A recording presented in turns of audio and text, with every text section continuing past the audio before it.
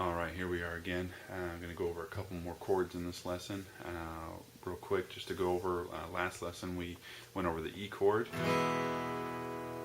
the A chord, and the D chord. Now hopefully you guys practiced with your metronome. Hopefully you guys got a good, feel real good with those chords.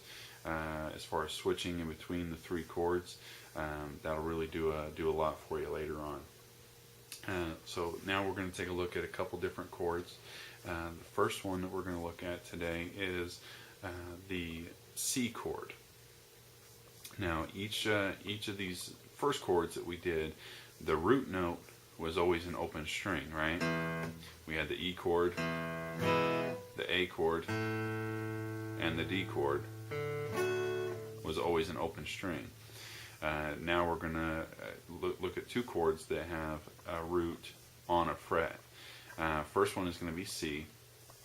We're going to start out with our third finger, third fret on the fifth string. Our second finger is going to go on the second fret of the fourth string. And then our first finger is going to go way down here on the second string on the first fret. So it's kind of an awkward shape to get used to at first. Again, just like we discussed in the last lesson, make sure you have a nice round shape on your fingers. You don't want to lay flat. Get around the neck, get a good shape on it like that. And that's the C chord.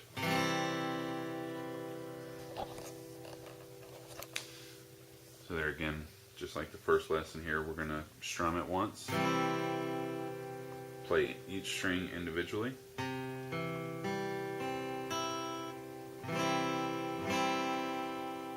That's the C chord.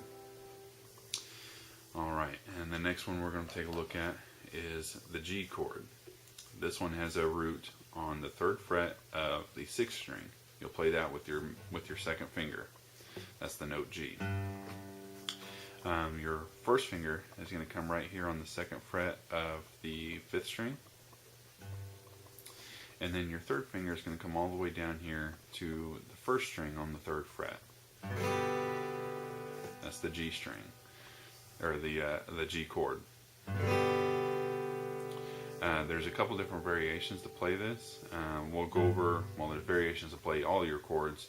We'll go over different variations in later lessons once you have a good handle on these chords. But here again, strum it once. Play each note individually.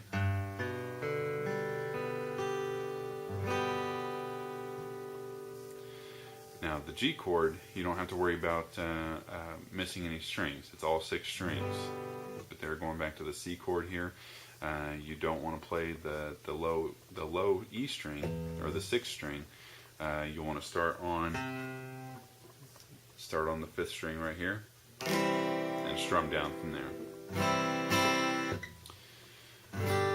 Okay, so just add those chords into your arsenal here with the same routine.